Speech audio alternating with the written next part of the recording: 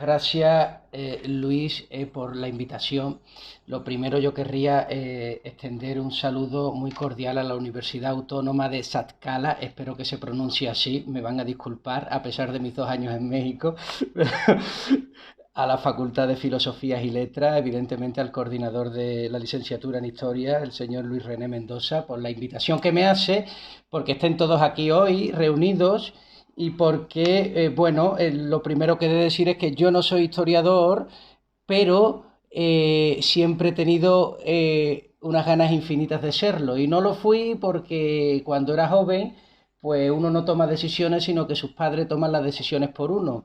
Y con el tiempo, cuando fui madurando, me di cuenta de que a pesar de que uno puede cometer errores en la vida, estas cosas las puede ir cambiando, modulando, mejorando, atemperando, conforme él va orientando sus estudios hacia las inclinaciones más naturales que tenía uno cuando era joven y no dejaba. Así que, chicos jóvenes, nunca dejéis que esa luz y ese retumbar en vuestro espíritu sea adormecido por ningún padre, madre o espíritu que, que lo condicione. Así que no voy a poder hablaros de historia, lamentablemente. Es imposible porque lo único que haría es demostrar mi analfabetismo y mi temeridad, haciéndolo además en la Semana de la Historia de la universidad. Lo único que puedo hablar es pues de lo que he hecho y he trabajado y lo único que me voy a referir es a procesos históricos para hablar de problemas económicos y fundamentalmente humanos, ¿verdad? Yo tengo una red social que se llama @Antonini de Jiménez, donde subo videos y cosas sobre mi experiencia en América Latina. Yo viví unos años en la frontera norte mexicana y actualmente pues resido en Colombia, en Pereira, en el eje cafetero. Mi tema va a ser básicamente hablaros de por qué en América Latina no hay capitalismo y por qué es imposible. O sea, no solo es que no hay capitalismo en América Latina, es que no se espera, no va a haber, imposible. Y para eso voy a intentar explicar que esa imposibilidad del capitalismo en América Latina tiene que ver con algo que ocurrió en la conquista de América. Eh, mm, y es que yo considero que la conquista fue un desencuentro traumático entre dos mundos irreconciliables. Por un lado, el mundo del indio, que es el mundo de la imaginación, el mundo de la magia, el mundo del esoterismo, el mundo de lo subjetivo, ¿verdad?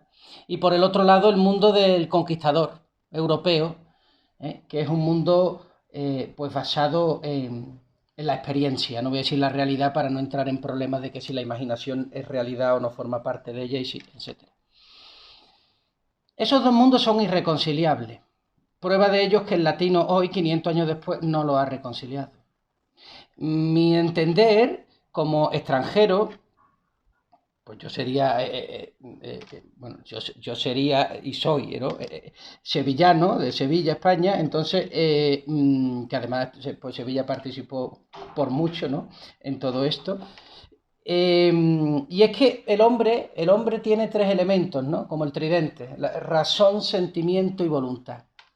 La razón del español era el derecho, la razón del indígena la tradición. El sentimiento del español era la religión católica apostólica. El sentimiento del indígena la magia. La voluntad del español heredado de Europa, claro. La ciencia, del indígena el mito. El que quiera entender la diferencia entre religión y magia, le recomiendo enormemente que lea al filósofo Hegel, la filosofía de la historia, ¿verdad? Quien quiera entender la diferencia entre derecho y tradición, le recomiendo que lea a Antonio Escotado, Realidad y Sustancia, entre otras. Quien quiera entender la diferencia entre ciencia y mito, le invito a que lea a Paul Feyerabend. No voy a hacer yo aquí un análisis de que religión no es lo mismo que magia, religión es mucho más que magia. No voy a hacer aquí un análisis de que derecho es mucho más que tradición, porque es evidente. No voy a hacer un análisis de la diferencia entre ciencia y magia, porque acabaría siendo esto una charla de filosofía de la ciencia o de teoría del conocimiento, que no es el caso. Pero sí hay una diferencia, y es brutal. Y yo les mando a estos autores para aquellos que quieran referenciarse. Por lo tanto, el hombre europeo encarna lo concreto, el derecho, lo objetivo, la ciencia, lo cercano, la religión. Dios se hace hombre, ¿verdad? El hombre indígena encarna lo difuso, la tradición, lo subjetivo, el mito, lo lejano, la magia.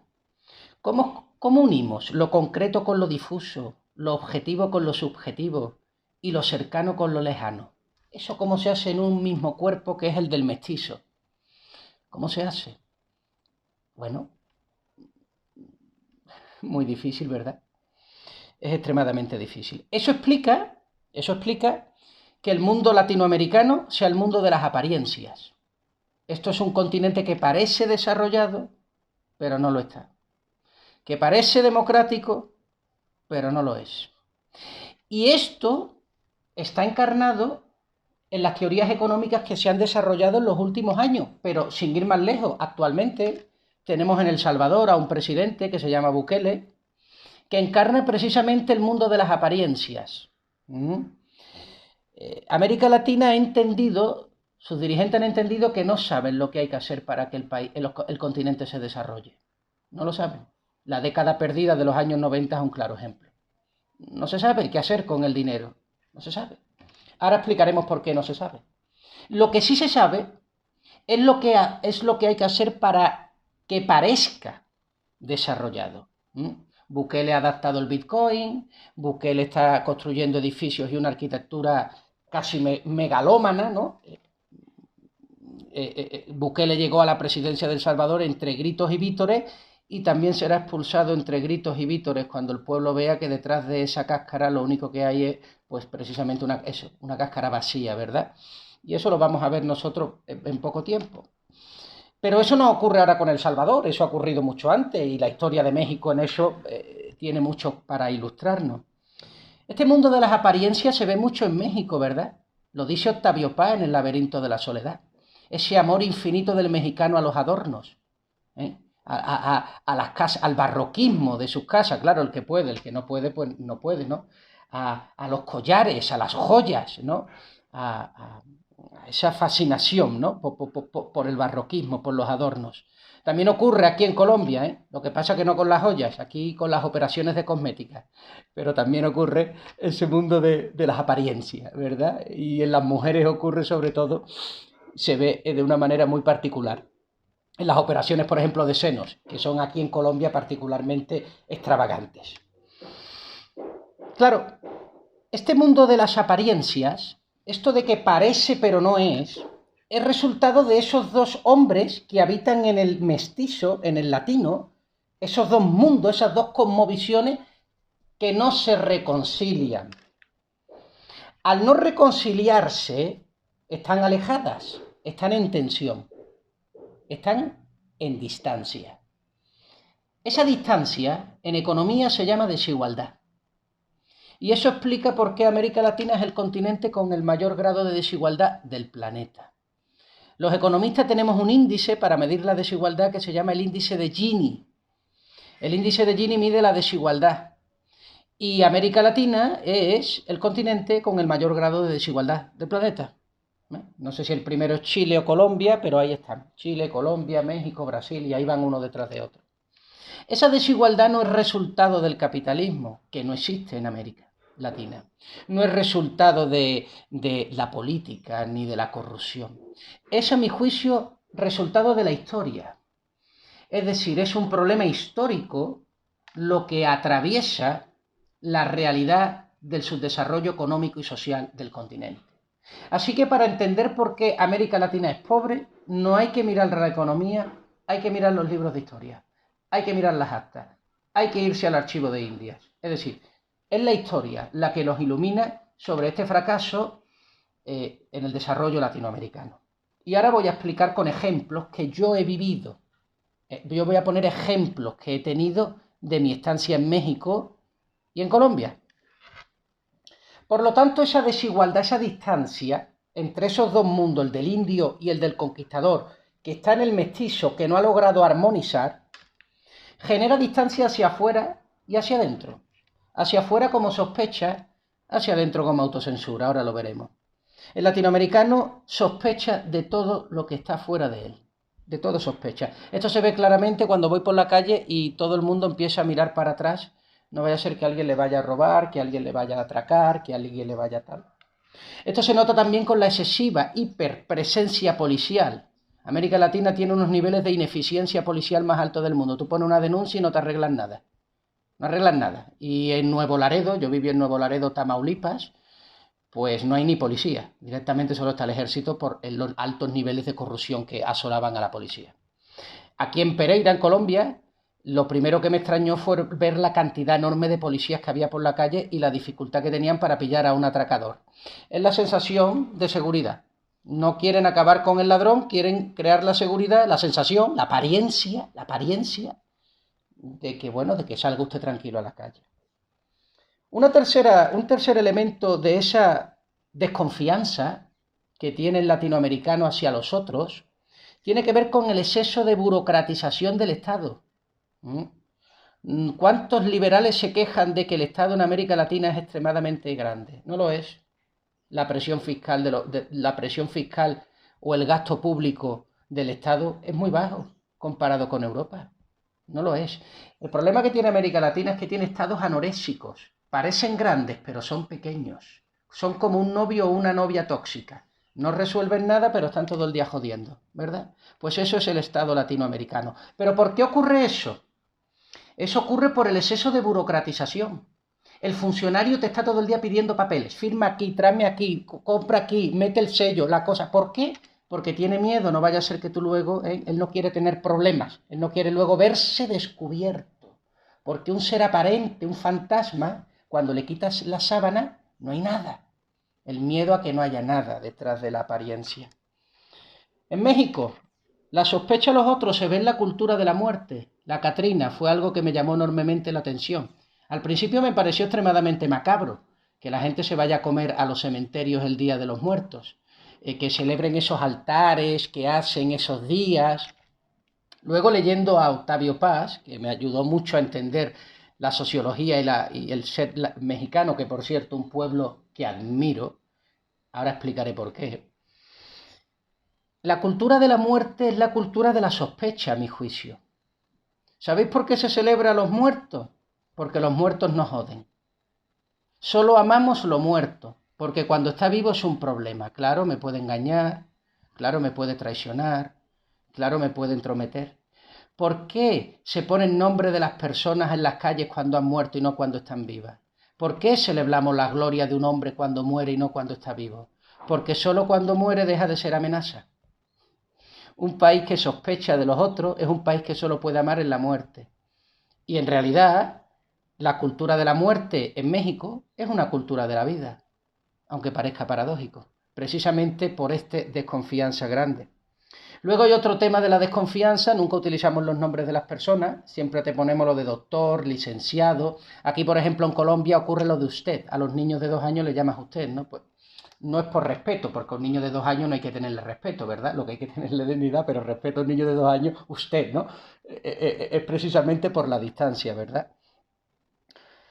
Esta sospecha, estos ejemplos que muestran la sospecha, que muestran la desconfianza que le tenemos al otro en América Latina, impide la resolución del capitalismo. Porque el capitalismo, una de las cosas que exige, según Schumpeter, es innovación. Innovar. ¿Pero qué es innovar? Innovar es hacer algo que antes no existía. Es decir, es hacer algo nuevo, diferente, útil. Pero para hacer algo nuevo, diferente, útil, yo tengo que conocer al otro. El otro no puede ser un extraño para mí. Y si yo desconfío del otro, ¿cómo voy a innovar? No innovo. Es una cultura de la imitación. Por eso América Latina es una economía imitadora. Al imitar, no establece alianzas entre empresas, que es lo que generan las economías de aglomeración, también llamadas economías de escala. Eso, evidentemente, merma enormemente el desarrollo económico. Y, evidentemente, el dinamismo, ese innovar es no tener miedo al riesgo, bajos niveles de aversión al riesgo. América Latina en ese sentido es una sociedad extremadamente ultra conservadora, porque claro, la incertidumbre es realmente un problema. Imitar no te da mucho, pero te da seguridad. Te da seguridad, claro. te da seguridad. No vas a ganar mucho, pero tú ahí como papá y mamá, tal, el mismo negocio, la misma cosa. Claro, esta desconfianza al otro hace que los derechos de propiedad en América Latina no estén bien definidos. Porque la propiedad, yo la entendí en Camboya. Cuando yo vivía en Camboya entendí la propiedad. Antes yo era un marxista empedernido, ¿verdad? Y me creía que la propiedad era pues una manera, pues lo típico, ¿no? Del marxismo, ¿no? Pues una manera de quitarle al pobre, todo este rollo, ¿no? En Camboya me di cuenta que la propiedad privada es dignidad. Porque lo contrario a la propiedad privada es apropiación indebida. No igualdad. No despropiarización, no, es apropiación indebida, lo contrario a la propiedad. Pero para que haya propiedad tiene que haber reconocimiento. Es decir, la propiedad no es alguien que tiene unos muros muy grandes y se encierra en su casa, eso no es la propiedad. La propiedad es el reconocimiento que la sociedad le da a las personas para que puedan tener cosas suyas. Si la sociedad no reconoce a las personas que tengan cosas en propiedad, no hay propiedad privada. Por lo tanto, la propiedad privada es un acto de profundo reconocimiento, de solidaridad, de amor a los otros. Aunque esto parezca extremadamente irritante desde una posición marxista, porque claro, pero ¿cómo puede ser? Sí, claro, esto lo noté yo, ¿dónde fue esto? En Nuevo Laredo me pasaba, en Nuevo Laredo me di cuenta de que el concepto de propiedad no existe, o está muy poco definido, porque cuando yo iba a la universidad lo hacía en bicicleta. No iba a la universidad, era un centro de investigación, creo que algunos lo conoceréis, el Colegio de la Frontera Norte. Y cuando yo iba, pues iba en bici. Y entonces los perros de los vecinos me iban persiguiendo, pero me perseguían los perros de una manera muy curiosa. Me perseguía uno, luego se paraba y me perseguía otro, y luego se paraba y me perseguía otro. Y yo me preguntaba, ¿por qué se ponen de acuerdo? No es que se pongan de acuerdo, es que ellos me perseguían el trozo de calle que de alguna manera era la prolongación del espacio de la casa privada del dueño. ¿Verdad? Es decir, que el perro intuía que ese trozo de calle no le pertenecía a su dueño y que yo estaba haciendo un allanamiento de morada. Por lo tanto, mi conclusión, las calles en Nuevo Laredo, en México, en América Latina, no es propiedad pública, es la sumatoria aritmética de las prolongaciones del espacio privado. Por eso en América Latina no hay muchas veces la conciencia de la corrupción. Ahora lo vamos a ver con el tema del amiguismo. Claro, si no hay propiedad privada o está muy mal definida, tenemos los casos, por ejemplo, aquí en Colombia, con el tema del reparto de tierras. No hay papeles, nadie sabe a quién les pertenece. Aquí estuvo mi padre, aquí estuvo mi abuelo, aquí estuvo mi tío, pero no pueden utilizarlo dentro de... Si no hay propiedad privada bien definida y no hay innovación, la competencia se convierte en supervivencia. La competencia se convierte en supervivencia. Prueba de ello está en que aquí, en América, la teoría del valor que impera es una teoría del valor marxista, no capitalista. Por eso no hay capitalismo. ¿Qué teoría del valor? La teoría del valor trabajo, no la teoría del valor utilidad. Tú aquí cobras por el número de horas que estás sentado en la silla, no por la productividad, no por el bien que le hace a lo otro en forma de un producto o un servicio vendido. En Camboya, que es mucho más subdesarrollado que América Latina, ese concepto del valor trabajo está mucho más instalado. Esto es una de las pruebas de la crisis del marxismo, que es la teoría del valor trabajo, precisamente, ¿no? Que en el siglo XIX, para la conciencia moral del hombre, podría ser un momento revolucionario, pero que evidentemente en el siglo XXI es una involución, ¿verdad? La competencia, evidentemente, pues no es competitiva. Los niveles de productividad son de los más bajos del mundo desarrollado y de la OCDE. Evidentemente, pues esto viene precisamente por esa desconfianza. Entonces, el latino desconfía del otro porque tiene dos personas, dos entes dentro de él, dos cosmovisiones irreconciliables, la del indio y la del conquistador. Bien. Pero no solo tiene desconfianza del otro, también desconfía de sí mismo. Y desconfían de sí mismo es lo que yo le llamo, en América Latina está tipificado, aquí en Colombia sobre todo mucho, el delito del sincericidio. Yo le llamo al sincericidio el delito de decir la verdad. La verdad no se puede decir porque ofende. Es decir, no se puede decir no. Los noes son síes en minúsculas, pero no ofende, ¿verdad? Y yo me he dado cuenta que en Colombia, todo esto que es aplicable en Latinoamérica, en Colombia mucho más que en México, por una razón, porque México está más desarrollada que Colombia, tanto económica como moralmente. Entonces, en función del desarrollo moral y económico, menos de esto tiene. Ecuador peor que Colombia y Bolivia peor que Ecuador, ¿vale? Como si fuera una escala, ¿no? Es que, pero el saber decir no, eso no quiero, eso no me gusta, eso no es así, no es un síntoma de mala educación, es el único elemento que permite la libertad. Porque cuando uno es capaz de decir no, está edificando las fronteras de su identidad, de su yo. Está diciendo dónde acaba él y dónde empieza el otro, ¿verdad? Una persona que no sabe decir no es como esa persona con una barriga gigantesca que se quita la correa y que se le desparrama, ¿verdad? Lo toca todo, pero no se siente culpable de nada. Aquí en América, se provoca ese acto deformado de lo que yo le llamo la hipersubjetividad, ¿verdad? Si yo no sé decir no, a todo le digo que sí, incluso a lo que no voy a hacer. ¿Dónde me distingo de lo que no quiero? No me distingo. Si no me distingo, soy como una mancha que lo toca todo, pero que no se siente responsable de nada. Eso a mi juicio es la fuente del victimismo que asola América Latina, a México también, pero a Colombia sobre todo. Colombia es un país donde las personas no son culpables de nada y son víctimas de todo, del Océano Pacífico, de las guerrillas, de Álvaro Uribe, de cualquier cosa, de cualquier cosa. Ese victimismo, yo les recomiendo una película muy buena colombiana, la mejor película colombiana que explica la esencia de la colombianidad y que yo creo que ayudaría a entender también la esencia de la latinidad con distintos grados, La estrategia del caracol, una película bellísima que demuestra precisamente cómo al nadie ser culpable, no sentirse culpable, al sentirse todo el mundo víctima, nadie es culpable de nada. Y cuando nadie es culpable de nada, emerge el sentimiento de la impunidad. Este es un continente de la impunidad, ¿verdad? De la impunidad legal, no porque las instituciones no funcionen, que no funcionan, pero no por ello, sino precisamente por la incapacidad para decir no. A alguien le parecerá esto absurdo, pero esto tiene un contenido ontológico brutal, en términos ontológicos, ¿verdad?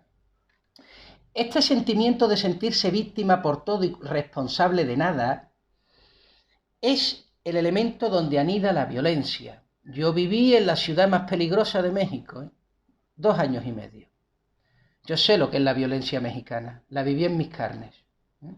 Pero la violencia de verdad, no la de Ciudad de México, la de Nuevo Laredo, tener el ejército patrullándote 24 horas al día, escuchar las balaceras por las noches en tu casa, o sea, y muchas otras cosas más que me abstengo de contar. Sé lo que es la violencia, no soy un pardillo español que ha salido de la madre patria, no. Me he venido a los peores sitios de América Latina a vivir para saber lo que pasa realmente. Y luego me he venido a otro país donde pues, el narcotráfico está también bien instalado, ¿verdad? En Colombia. O sea que no vengo de la, ¿cómo se decía? De la calle Alcalá, en Madrid.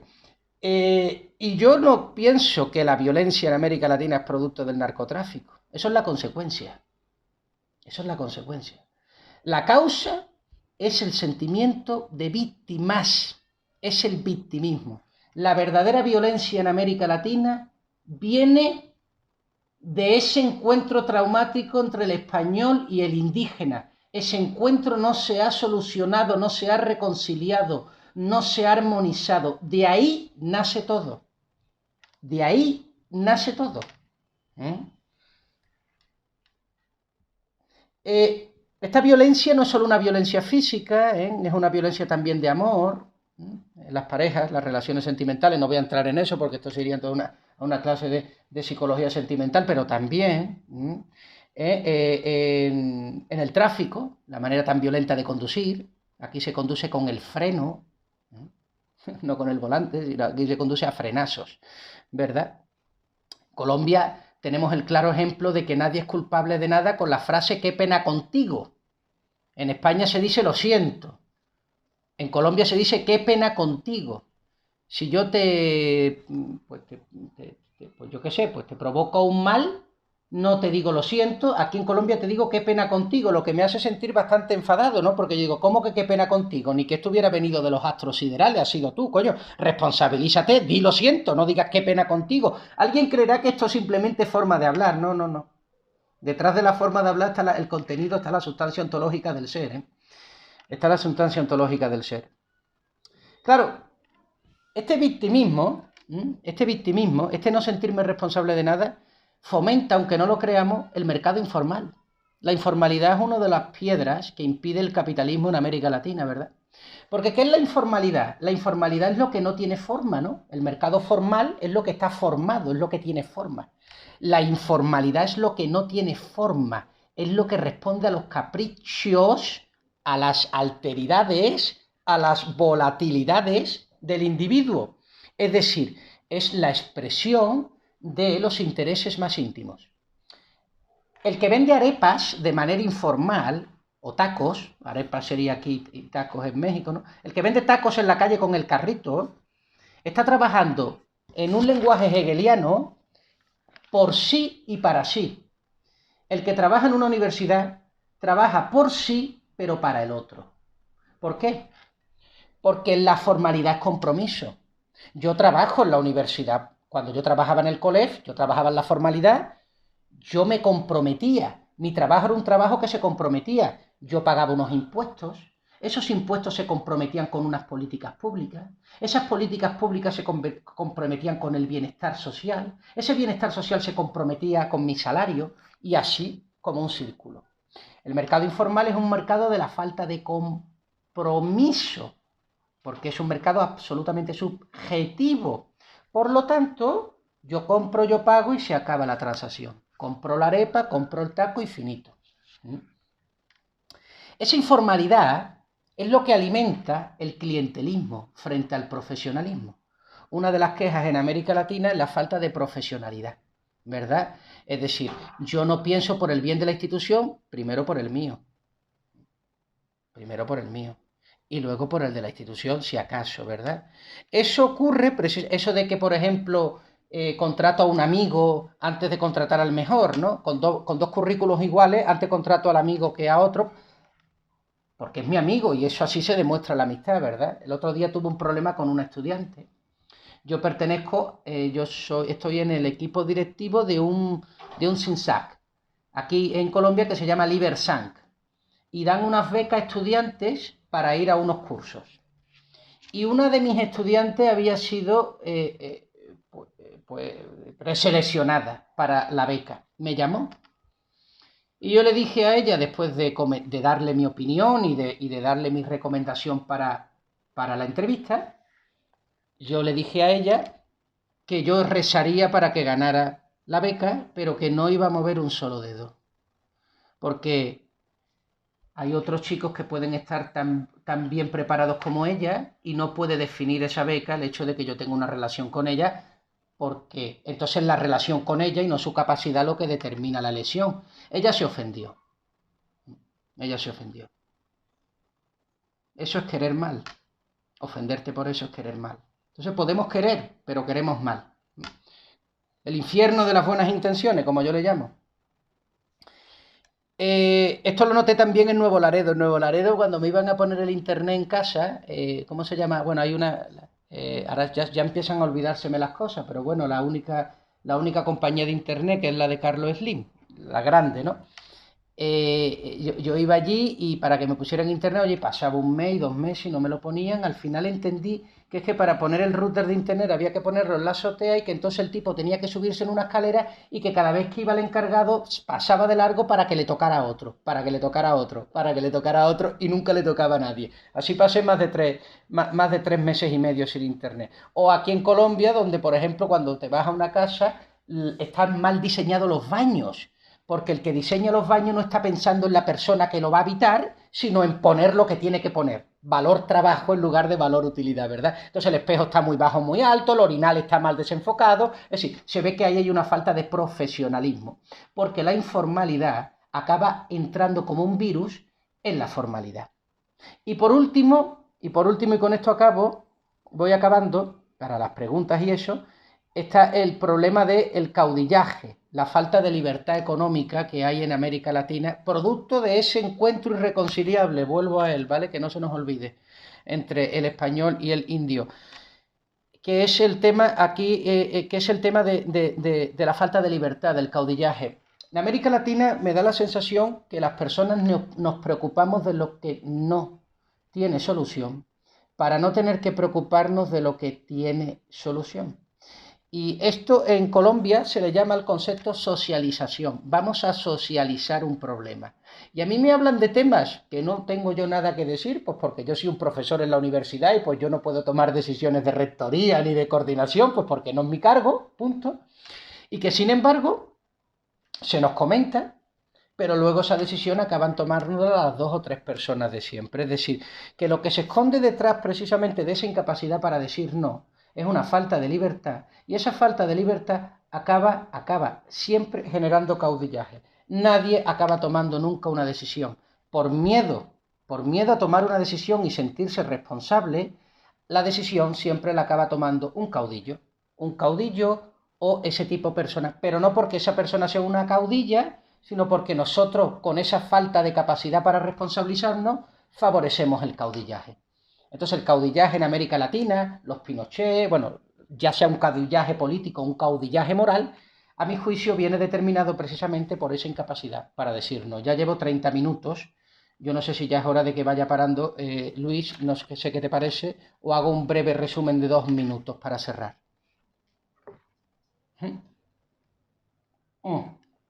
Sí, acabo porque así también tenemos tiempo para preguntas y tal. Bueno, entonces, con este pequeño resumen, que es un resumen muy resumido sobre un tema que requiere quizás unas jornadas enteras, y quizás muchos de estos temas que he tocado requieren de un mayor contenido y de una mayor reflexión para que se entiendan completamente, porque son temas que a lo mejor uno no lo ha escuchado antes o lo ha escuchado solo de una manera deteriorada. Yo he querido decir varias cosas importantes. La primera es que el problema del desarrollo económico de los países no está en la economía normalmente, el secreto hay que buscarlo en otras disciplinas. Y que una de las disciplinas que nos ayuda de una manera iluminaria, ¿vale? De una manera pues clarividente a entender la falta del desarrollo económico en una región, en este caso América Latina, es la historia. Que esa historia se concreta con la conquista, que esa conquista pone ante un reto infinito, un reto infinito. También el destino del latinoamericano es más elevado que el de ningún otro, porque sobre su espalda reposa algo tan difícil de reconciliar como el indio y el conquistador, pero que una vez reconciliado ese problema, América Latina evidentemente se convertirá en la región de referencia en el mundo. ¿Cuándo ocurrirá eso? Yo no lo sé. ¿Ocurrirá eso? Yo no lo sé. Pero mientras eso no ocurra, en América Latina no podemos hablar de libertades, en América Latina no podemos hablar de capitalismo, precisamente porque la esencia del latinoamericano no está en unión, no digo perfecta, pero en unión armoniosa o en una armoniosa reconciliación con los elementos fundamentales del capitalismo, que tienen que ver con 2 aspectos: el profundo respeto por las libertades propias y el profundo respeto por las libertades ajenas. Muchas gracias por su atención y si tienen alguna pregunta o cualquier cosa, también estoy disponible.